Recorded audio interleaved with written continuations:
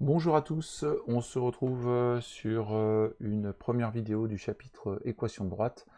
Dans un premier temps, nous allons parler d'équations cartésiennes de droite. Alors, depuis le début de l'année, on a vu rencontrer les droites au travers des fonctions, puisqu'on a vu qu'une fonction affine d'équation f de x égale mx plus p avait pour représentation paramétrique une droite. Donc la question maintenant, c'est de manière quelconque, pour toute droite du plan, est-ce qu'on est capable de trouver une équation pour cette droite? Alors, eh bien, on va commencer par la notion de vecteur directeur d'une droite, soit D, une droite du plan, on appelle vecteur directeur de la droite D, un vecteur dont la droite est la direction de ce vecteur. Bon, grosso modo, dur à dire, mais quand vous avez une droite, voilà, et bien si on donne un vecteur, ce qu'on va appeler un vecteur indirecteur, et bien vous voyez ici vous avez un vecteur directeur pour cette fameuse droite D. Remarque, si AB est une droite, et bien alors le vecteur AB, eh bien c'est un vecteur directeur de cette droite, mais c'est pas le seul, on peut dire 2AB, donc on peut avoir d'autres vecteurs directeurs pour cette droite. On va vous faire le dessin. Si je prends la droite D, ici, eh bien on a le vecteur ici qui est un vecteur directeur, mais on peut imaginer un vecteur dans l'autre sens, ou plus grand, enfin des vecteurs collinéaires, tous ces vecteurs collinéaires, qui ont pour direction D, eh bien sont des vecteurs directeurs. On peut même imaginer que le vecteur qui est ici est un vecteur directeur de la droite D. Donc si AB est un vecteur directeur, bah, du coup 2AB est un vecteur directeur, 3AB, etc., etc. On peut citer deux autres vecteurs directeurs, on peut dire moins AB. On peut donner comme vecteur directeur 2AB, etc. Hein, voilà, je continue. Si les droites AB et CD sont parallèles, je me donne deux droites parallèles. Voilà, ici j'ai AB, excusez-moi, le vecteur AB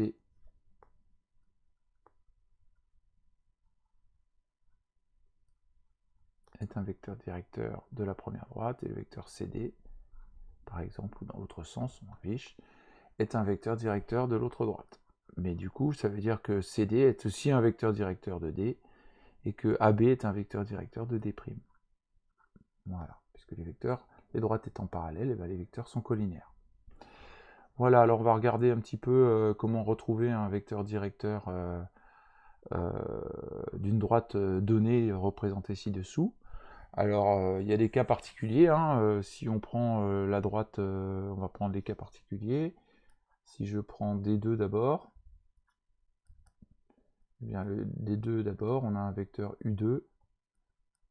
Ben, on peut en choisir ce qu'on veut, hein, mais par exemple le vecteur qui est ici, je vais le faire plus joli, non c'est bon, le vecteur ici qu'on appelle U2, c'est un vecteur directeur. Ben, on peut prendre d'autres vecteurs qui sont collinaires à U2, donc qui a pour coordonnées, excusez-moi, qui aurait pour coordonnées 1, 0 par exemple. Mais ça peut être 2, 0 ou moins 1, 0. Je rappelle, moins 2, 0 par exemple, ce serait moins 2, et je recule de 2 et je monte de rien. Voilà, deuxième cas, la droite D2, D4 par exemple. Alors D4 qui n'est pas une représentation, une courbe, la représentation d'une fonction affine puisqu'elle est verticale. Donc dans le cas là, ça voudrait dire que pour une valeur de x, pour 4, il y aurait plusieurs images possibles, donc ça ne peut pas être une fonction. Mais c'est bien une droite, et on est capable de trouver un vecteur directeur qu'on va appeler U4. Et cette fois-ci, bah, les coordonnées, ce sera j'avance de rien, je monte de 1 par exemple, ou j'avance de rien, je monte de 2, etc. etc. Donc on a un deuxième vecteur, D2, tiens, allez, on va changer un peu les valeurs. Voilà. Et là j'ai mis j'avance de 0 et je monte de 2. Voilà. On va maintenant passer aux droites qui ne sont pas parallèles à l'axe, aux axes du repère. Prenons D1. Bon, on va facilement en trouver un, vecteur U1. Alors si on le dessine, je sais pas, on va prendre là où les carreaux passent, hein, on va prendre ce vecteur-là par exemple. Voilà, oh, il n'est pas très bien fait, hein. Faut que ce soit directeur. Hein. Voilà, U1. Et U1, bah, c'est j'avance de 1, je monte de 2. Donc ça veut dire coordonnées 1, 2. Et ça, vous êtes habitué, puisque quand j'avance de 1, je monte de 2. Ça veut dire que le coefficient directeur de la droite, eh bien c'est 2. Voilà, on continue avec des 2, des 3.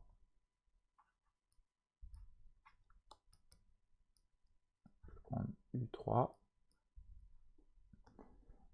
Changer de couleur un petit peu. Alors, D3, ben on va regarder ici. Tiens, par exemple, si j'avance, on va prendre comme ça, ce vecteur-là, là. Mais je peux choisir tout autre vecteur. Hein. Voilà, et ce vecteur-là, si j'avance de 2, je descends de 2. Donc, ça veut dire que ce sera, les coordonnées seront 2, moins 2. Voilà, et enfin D4. D4, non, bah, j'ai fini, je crois bien. 1, 2, 3, 4, j'ai fini. Voilà, donc on est capable de lire facilement un vecteur directeur d'une droite donnée quelconque. Je vais peut-être finir ma figure. U4 qui est ici. Et ici c'est U3. Voilà. Donc on continue avec alors une partie assez théorique. Hein. La démonstration, elles vont pas être évidentes, mais vous verrez que l'application est beaucoup plus agréable. Alors, si on se donne une droite AB, finalement, c'est quoi une équation? Parce que peut-être qu'on commence par là. Une équation d'un ensemble de points, c'est une relation qui existe entre les coordonnées x et y d'un point qui est sur la droite. Donc tiens, je vais vous donner des équations, par exemple, quelconques. Si je vous dis x plus 2y plus 3 égale 0, bah, c'est une équation qui lie x et y. C'est-à-dire le point de coordonnées x, y appartient à cet ensemble de points si et seulement si les coordonnées vérifient cette équation. Mais on aurait pu mettre des carrés là. Vous voyez, et donc en fonction de l'équation, bah, ça donnera des figures, des ensembles de points complètement différents. Par exemple, ceux qui veulent jouer, bah, on pourra tomber là-dessus. Voilà, des ovales, ce qu'on appelle des ellipses. Mais nous, on va voir un cas particulier, c'est le cas de la droite. Et donc, dans le cas d'une droite, bah, en fait, on peut très rapidement voir ce qui se passe. Puisque si j'ai une droite donnée, et que j'ai un point qui passe par un certain point A, et un point B, donc on va prendre un point B ici, ah non, je vais mettre B ici, hop là, décidément, et le point B ici, eh bien le point M, il appartient à la droite, à quelles conditions? Bah, il faut que les trois points soient alignés, hein. Et donc il faut qu'il y ait certains vecteurs qui soient collinéaires, on a vu le critère de collinéarité ensemble, et donc il suffit que eh bien, le vecteur A, B et AM sont collinéaires. Hop là.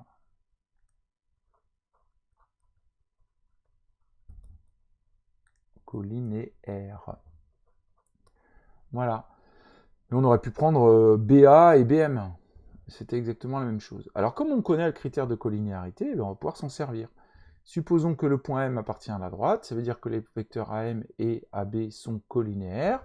On peut regarder ensemble les coordonnées de AB. Dans notre exemple, ça va être donc 1 moins 2 et moins 4 moins 3. Voilà, donc ça veut dire que AB a pour coordonnées 3 moins 7. D'accord 3, attendez, j'ai pas fait de bêtises moi. Donc je recommence, je vérifie mes calculs quand même. 1 moins 2 et moins 4 moins 3. Ça colle.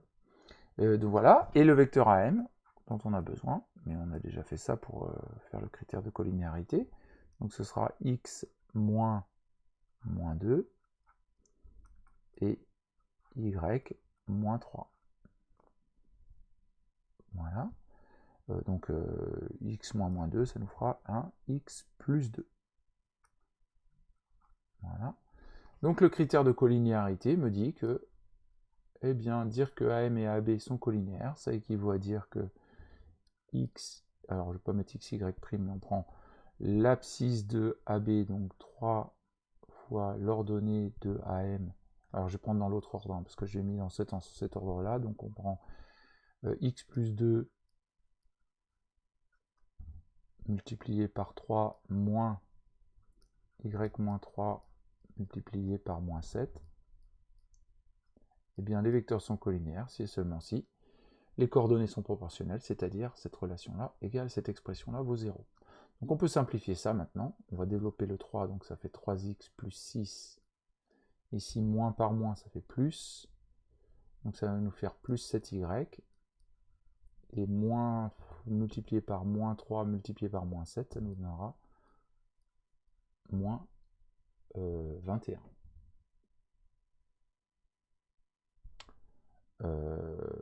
Voilà. Alors à partir de là, égale 0. Voilà. Et puis il ne reste plus qu'à ranger un petit peu, faire le ménage. Ça nous fait 3x plus 7y.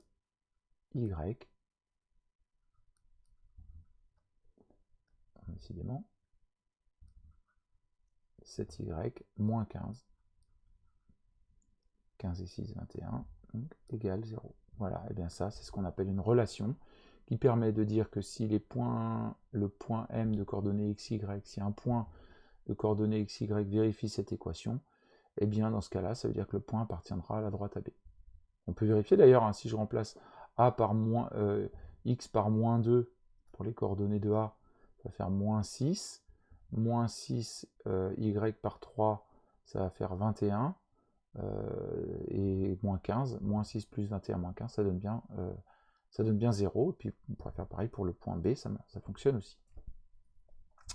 Donc on est capable de retrouver une certaine équation. Et bien cette équation-là, on appellera ça une équation cartésienne de la droite AB. Donc théorème, si on prend D une droite, il existe trois nombres A, B, C, tels que A et B ne sont pas égaux à 0 tous les deux en même temps, et tels que D soit l'ensemble des points M de coordonnées x, y vérifiant AX plus BY plus C égale 0. Voilà.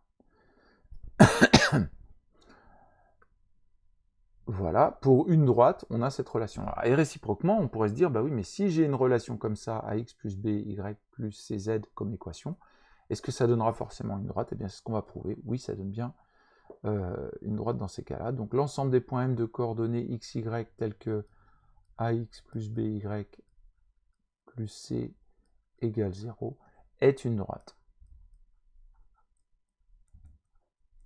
Voilà.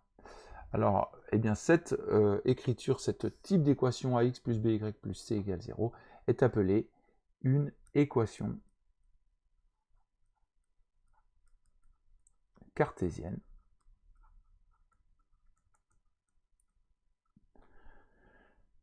de la droite D. Alors pourquoi cartésienne? Bien, parce que ça vient du mathématicien Descartes qui a introduit les notions de coordonnées et donc de ce qu'on appelle un repère cartésien. Voir complément, bah, je vous propose qu'on attaque tout de suite la démonstration. Je vous ai remis ici le théorème, et là ça va se passer sur le papier. Et donc allons-y avec la première situation. Donc là on part d'une droite et on veut voir si cette droite-là, elle admet comme équation une équation cartésienne. Donc 1 soit D, une droite, dans le repère OIJ.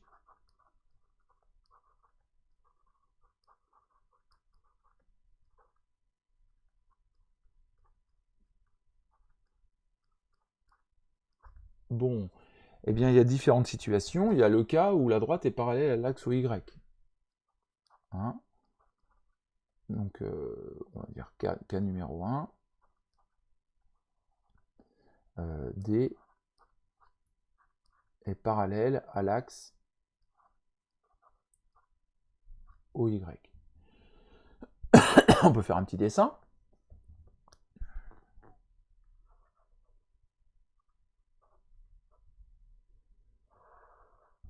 Donc une droite qui serait parallèle à l'axe OY. Voilà, ce serait une droite comme ça, là. Voilà. Et puis on va appeler le H le point qui est l'intersection entre cette droite-là et l'axe des abscisses.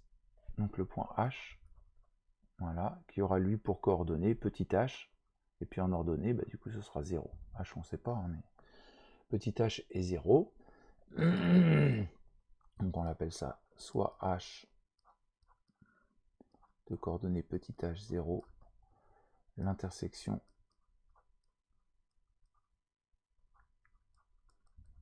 de D avec l'axe des abscisses, c'est-à-dire OX. Voilà. Alors, puisque si M appartient, un point M de coordonnées XY appartient à la droite, bah, c'est dire quoi? Bah, c'est dire que s'il appartient à la droite, eh bien c'est qu'il a le même X que H. Vous voyez que si M il est là, eh bien le X est le même. Le Y il ne sera pas le même forcément. Attendez, je vais effacer, je suis presque sur un cas particulier. Vous voyez, le point M il est là, bah, son X c'est petit h et son Y quelconque. Ça va bouger. Donc ça veut dire que X de M est égal à H.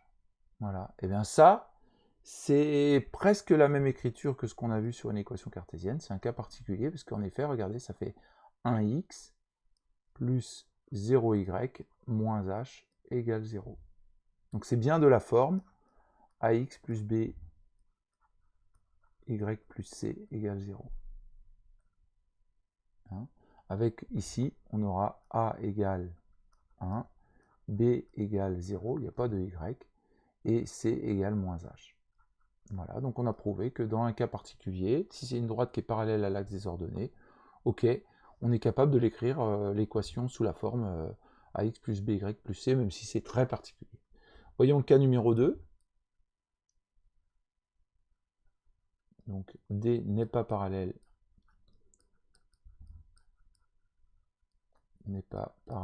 à l'axe OY cette fois-ci. Et bien si elle n'est pas parallèle à l'axe OY, eh bien on peut dire qu'il existe une fonction affine définie par f de x égale mx plus p. Ça c'est le cours hein, qu'on a vu sur les fonctions affines, telles que la courbe représentative de f est égale à la droite D. C'est D majuscule que j'ai mis là. D'accord? Donc on note bien ça en même temps, faites des pauses, hein, essayez de réfléchir. Alors, eh bien cette droite D, elle a pour équation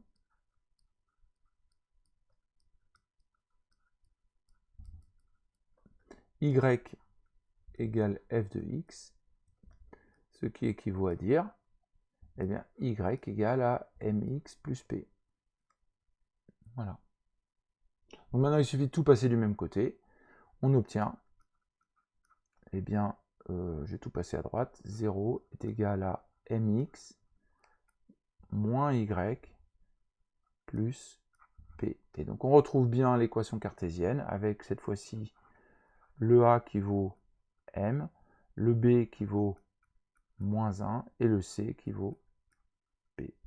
Donc on est capable, même dans le cas d'une droite qui n'est pas parallèle à l'axe des ordonnées, de retrouver l'équation de la droite sous la forme y égale mx plus p, d'où mx moins y plus p égale 0. C'est donc sous la forme d'une représentation paramétrique. Alors évidemment, c'est pas à apprendre par cœur.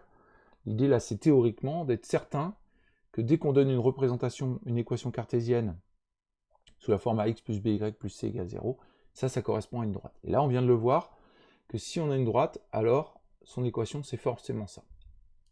D'accord? Donc, conclusion. Pour toute droite D du plan,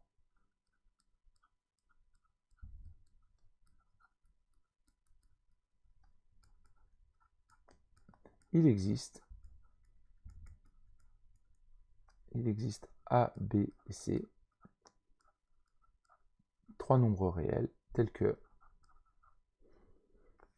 D a pour équation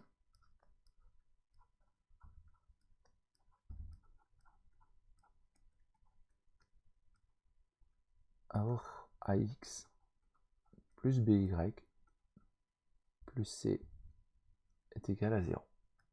Voilà. Alors là, on a prouvé que, dans un premier sens, si j'ai une droite, elle a forcément pour équation une équation de la forme ax plus by plus c égale 0. Maintenant, réciproquement, si je donne une équation, est-ce que ça correspond à une droite? Donc réciproque.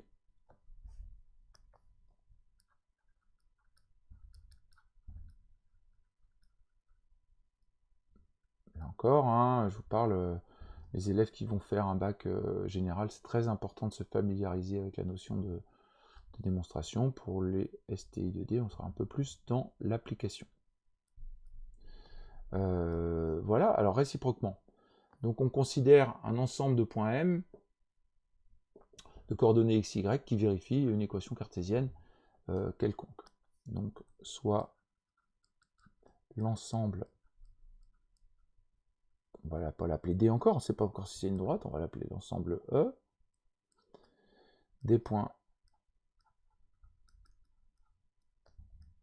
M de coordonnées x, y, tels que ax plus by plus c soit égal à 0. Alors maintenant, on va voir les différentes situations. Le premier cas, eh bien, si b différent de 0, on va pouvoir isoler y. Cas numéro 1. Si b est différent de 0, dans ce cas-là, ça veut dire que by sera égal à moins ax moins c, mais comme b est différent de 0, j'ai le droit de diviser par b, donc ça nous fait y est égal à moins a sur b x moins c sur b. Et qu'est-ce qu'on reconnaît ici? Eh bien, une fonction affine. Et donc, soit f de x, soit f, la fonction définie par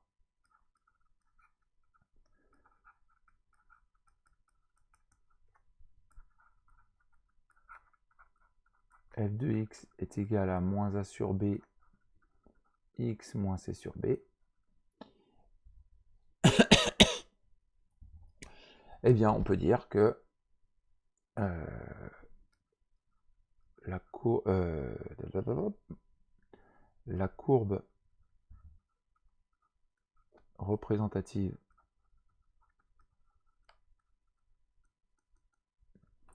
de f, qu'on appelle CF, eh bien, est une droite.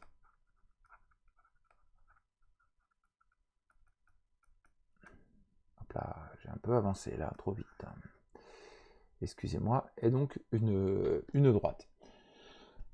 D'accord? Donc, si b n'est pas égal à 0, on peut se ramener à une fonction affine. Et donc, si c'est une fonction affine, on a l'équation ici, y égale f de x, donc ce qui équivaut ici à y égale f de x.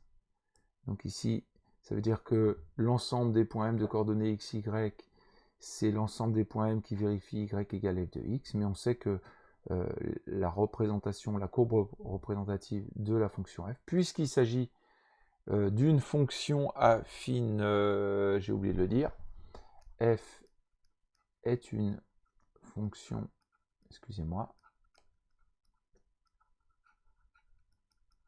affine, hein, dont le coefficient directeur est ici, et l'ordonnée à l'origine ici. Donc ça c'est M, et ça représente le P. Donc on a bien mx plus P. Et donc du coup, si c'est une fonction affine, ça veut dire la courbe représentative est une droite. Ce que l'on veut démontrer. Il nous reste pour finir le cas numéro 2. Hop là, je déraille. Le cas numéro 2.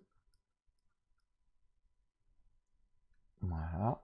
Si b égale 0, si b égale 0, du coup mon équation ça devient ax plus 0 fois y plus c égale 0, ce qui équivaut à ax est égal à moins c, ce qui équivaut à x est égal à moins c sur 1. Donc ça veut dire que l'ensemble E, c'est l'ensemble des points qui ont la même abscisse. Donc, si on regarde sur un petit schéma,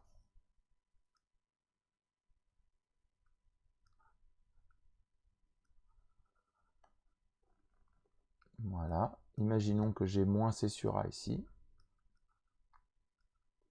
Eh bien, l'ensemble des points M qui ont une abscisse, un X qui vaut moins C sur A, ben c'est ce point-là, ce point-là, ce point-là, ce point-là. Tous ces points-là ont un X, ont une abscisse qui vaut moins C sur A. Donc l'ensemble des points M tels que X est égal à moins C sur A, eh bien oui, c'est aussi une droite. Donc vous voyez, quelles que soient les valeurs AX, A, B et C, eh bien je peux trouver une droite. Il n'y a qu'un cas qui ne marcherait pas, c'est si A et B seraient égales à 0 en même temps. Hein, du coup, ça ne marche pas. Mais on l'a vu dans la propriété. Donc, qu'est-ce qu'on va finir par dire pour conclure ensemble? Donc, ça veut dire que E est une droite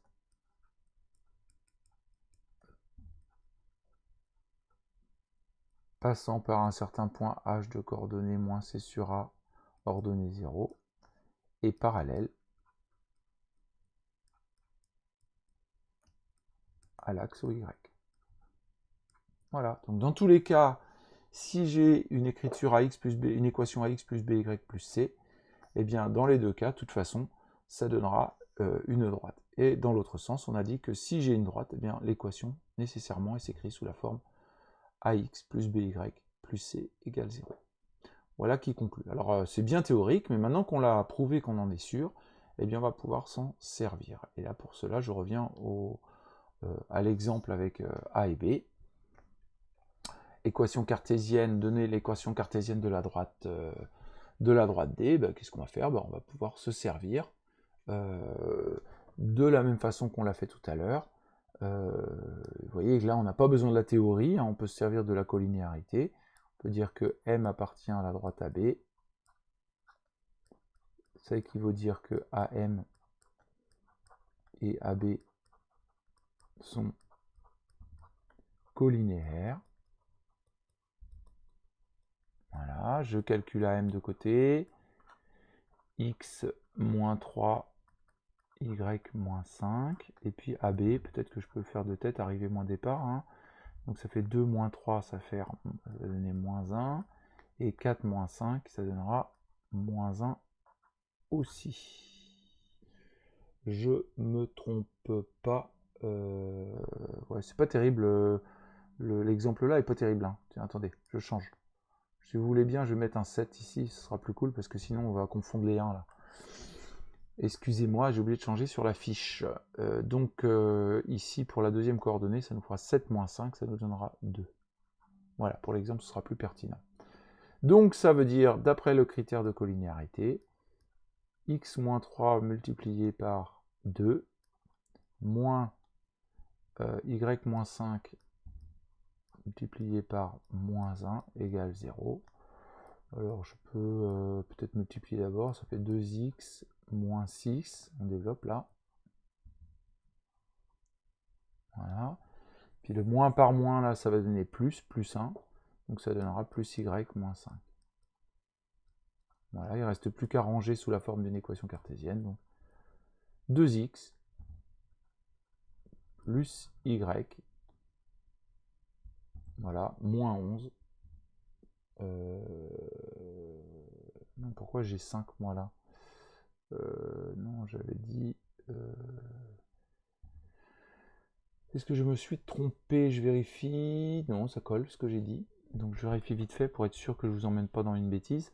Donc on a bien x moins 3y moins 5 et on a bien 2 moins 3 moins 1 et 7 moins 5, 2. Voilà, donc on a moins 6 moins 5 et on arrive à moins 11. Voilà, on a retrouvé l'équation cartésienne de la droite AB. D'accord? Donc vous voyez que l'application est beaucoup plus facile que la démonstration du théorème. Mais ça c'est comme d'habitude. Voilà, on va poursuivre maintenant avec la suite et puis quelques quelques petits exemples et notamment une propriété. Et puis ce sera le dernier théorème pour cette vidéo. Je poursuis à la suite de cette démonstration. On a un théorème, c'est qu'on est capable de trouver un vecteur directeur directement à l'aide de la représentation paramétrique. Et donc si on a ax plus by plus c égale 0 est une équation cartésienne d'une certaine droite, alors le vecteur de coordonnées moins b, il faut l'apprendre, hein, moins ba est un vecteur directeur de la droite D. Alors pour la démonstration, bah, toujours pareil, on va regarder deux situations. Le cas 1, si b égale 0. Hop là. Cas 1, b égale 0. On aura besoin d'un petit peu de place pour la deuxième, même un peu plus même pour la deuxième. Voilà. Donc si b égale 0, je vais mettre là, juste b égale 0 comme premier cas. Voilà. Donc dans ce cas-là, l'équation devient ax plus by plus c égale 0 devient ax plus c égale 0. Et dans ce cas-là, eh bien, en isolant x, on obtient x égale à moins c sur a. Vous voyez, exactement comme on avait dans la démonstration tout à l'heure. Alors, si on est x égale moins c sur a, je vous rappelle, on est dans le cas d'une droite parallèle à l'axe des ordonnées. Du coup, on est capable de trouver un vecteur directeur, qui sera par exemple, bah, j'avance de 1, j'avance de 0 et je monte de 1. Dans ce cas-là, on pourra dire que le vecteur v de coordonnées 0, 1 est un vecteur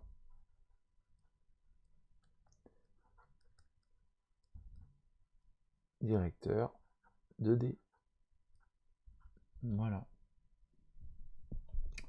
D'accord? Or, si on essaye de regarder le vecteur U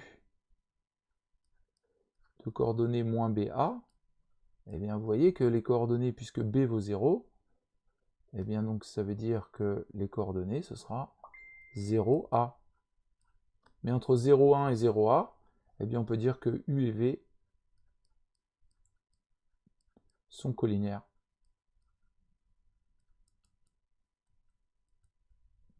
On pourrait le tester, 0 fois moins 1 fois 0, bah ça donne 0. Donc ils sont collinaires. Donc ça veut dire que si V est un vecteur directeur, et que U et V sont collinaires, ça veut dire que U de coordonnées moins B, A est un vecteur directeur de D. Voilà. Ok, on regarde le deuxième cas. Je vais peut-être partir d'en haut là, hein, si j'ai besoin de plus de place au cas où. Cas numéro 2. Le cas où B n'est pas égal à 0. Et bien vous voyez venir, on va isoler Y. Donc ça nous fait AX plus BY plus C est égal à 0. Ça équivaut à dire que BY est égal à moins AX moins C, ce qui équivaut à dire que Y est égal à moins A sur BX moins C sur B. Voilà. Et ça, eh bien c'est égal, ça correspond à une fonction affine. D'accord? Donc puisque soit f de x est égal à moins a sur b, x moins c sur b, eh bien c'est une fonction affine.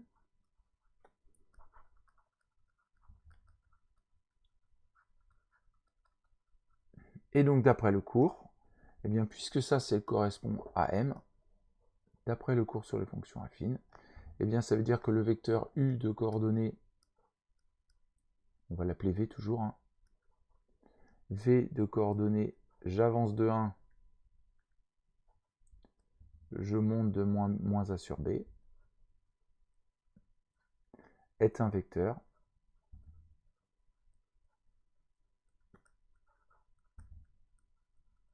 directeur de D.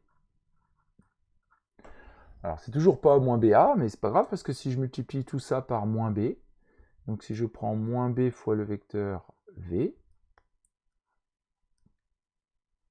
le vecteur U égale à moins B fois V, ben je multiplie tout par moins B, donc j'obtiens des coordonnées qui seront moins B, et moins A sur B fois moins B, ça me donne plus A. Hein, je répète, moins B fois moins A sur B, les moins s'éliminent, il nous reste des B s'éliminent, il reste A. Donc on obtient un vecteur directeur. Puisque si je prends un vecteur V qui est un vecteur directeur, le fait de multiplier par un nom, ça reste un vecteur directeur. Et donc est un vecteur directeur de D. Voilà. Je vais effacer ici. Vous avez le temps, vous faites marche arrière et pause si vous avez besoin de plus. Donc dans tous les cas, eh bien, si j'ai une équation cartésienne, je suis capable de trouver le vecteur directeur. Je prends un exemple. Si je prends 2x moins 3y plus 5 égale 0, d'après ce qu'on a vu dans le théorème, ça représente une droite. Et si je prends le vecteur directeur de coordonnées moins BA, donc moins B, A, c'est-à-dire moins 3, moins 3 et 2, eh bien ça veut dire que le vecteur U a pour coordonnées 3, 2, c'est un vecteur directeur. Vous voyez, très rapidement, excusez-moi, décidément je me promène avec mon curseur, très rapidement je suis capable de trouver un vecteur directeur. Ok ? On applique ? Allez, vous avez deux situations, vous voyez, puis on arrête la vidéo là, on passera à la vidéo suivante, on continuera avec la vidéo suivante. Exercice 1, on considère D une droite, on sait que le point N appartient à la droite et que le vecteur U est un vecteur directeur. Eh bien, il existe deux méthodes, toujours la même, hein. On peut dire que méthode 1, je peux dire que le point M de coordonnées XY appartient à la droite, ça équivaut à dire que AM et le vecteur U sont collinaires. Donc ça veut dire que si j'ai AM, je vais calculer les coordonnées de AM à côté. AM, ça va être X moins... Ah non, c'est pas A, c'est N. Passons par le point N. Excusez-moi. Donc ça va être X moins 2 et Y moins 3. Voilà. Et puis U, on sait que c'est 4, 1. Donc on peut dire que ça équivaut à dire que X moins 2 fois 1, critère de collinéarité, moins Y moins 3 fois 4 égale 0. Et puis en développant, on fait le ménage. Hein. Fait X moins 2, donc moins Y fois 4, moins 4Y. Et moins par moins, ça fait 3, plus 3, 3 fois 4, 12, plus 12. Finalement, j'obtiens X moins 4Y plus 10 égale 0. Évidemment, je vous laisse faire pause si vous avez besoin de prendre ce temps-là. Normalement, ça vous pouvez faire tout seul. Alors maintenant, en utilisant le vecteur directeur, puisqu'on sait qu'on connaît le vecteur directeur, voilà, méthode 2, eh bien, on est capable de dire que la droite D a pour équation AX plus BY plus C égale 0, d'après le théorème. Bon, il existe une équation cartésienne, même plusieurs. Et donc, on peut dire que le vecteur U, qui a pour coordonnées 4, 1, il a aussi pour coordonnées moins BA. Donc, il suffit d'écrire que moins B est égal à 4 et que A est égal à 1. Ce qui équivaut à dire que A égale 1 et B égale moins 4. Donc ça veut dire que l'équation D, l'équation cartésienne de D, ce sera une équation cartésienne de D, ce sera 1x moins 4y y plus c égale 0. Le problème, c'est qu'on ne connaît pas c. Et pour trouver, eh bien, on va dire que le point n est dedans. Vous voyez, si vous mettez les coordonnées n, on sait qu'il est sur la droite. Donc si on remplace les coordonnées de n, x, y par les coordonnées de n, ça va nous donner une équation dans laquelle il y aura c. Donc, or, n appartenant à la droite D, eh bien, je peux remplacer les coordonnées de n, vérifier l'équation de la droite. Donc ça fait 1, alors attention, je vais mettre ça en rouge comme ça on va être sûr. Donc 1 multiplié par 2, plus, moins 4 multiplié par 3, plus c, égale 0. Et vous voyez qu'il suffit de calculer. Maintenant, on a une équation dans laquelle on n'a que c. Donc ça fait 2 moins 12. 2 moins 12 plus c égale 0. Ça nous donne c égale à 12 moins 2, c'est-à-dire 10. Conclusion. D a pour équation 2x, x moins 4y, et le c, maintenant on le connaît, c'est 10, plus 10 égale 0. Vous voyez, on retrouve la même chose que dans la méthode 1. Donc là, pareil, chacun choisit sa méthode. Hein. Moi, celui qui ne veut pas réfléchir, bah, il fait à chaque fois le critère de collinéarité. Hein. Voilà, mais par contre, c'est quand même bien quand on vous donne une équation de retrouver le vecteur directeur comme je l'ai fait dans l'exemple. C'est bien de le savoir quand même. Alors on va terminer avec la représentation d'une droite quand on connaît la représentation paramétrique. Bah, il y a deux méthodes. Hein. La méthode d'1, on cherche des points, hein, mais ça c'est classique. Hein. Je prends un x, et je choisis j'isole là-dedans pour trouver le y. Alors, je vais prendre au plus simple. Hein. Donc je vous rappelle l'équation, elle est là. Donc si je prends x égale 0, voilà, on peut choisir. Hein. Si je prends x égale 0, ça va me donner, donc ça va donner 2 fois 0 plus 5 y moins 4 égale 0. Donc ça va nous amener à y égale à 4 cinquièmes. Voilà, on a trouvé un point de la droite, A de coordonnées 0, 4 cinquièmes. Et puis on va prendre, je sais pas moi, x égale 2. Allez, je prends pas tout à fait au hasard, mais on pourrait prendre n'importe quoi. Donc ça nous fait 2 fois 2 moins plus 5 fois y moins 4 égale 0. Ça va nous faire 5y égale 2 fois 2 moins 4, ça fait 0. Donc ça nous fait 5y égale 0, c'est-à-dire y égale 0. 0 sur 5, 0. Donc ce qui nous amène au point B de coordonnées 2, 0, qui appartient aussi à la droite. Donc bah voilà, bah, il suffit maintenant, je vais vous ramener une petite capture d'écran, ça va me gagner du temps sur la vidéo.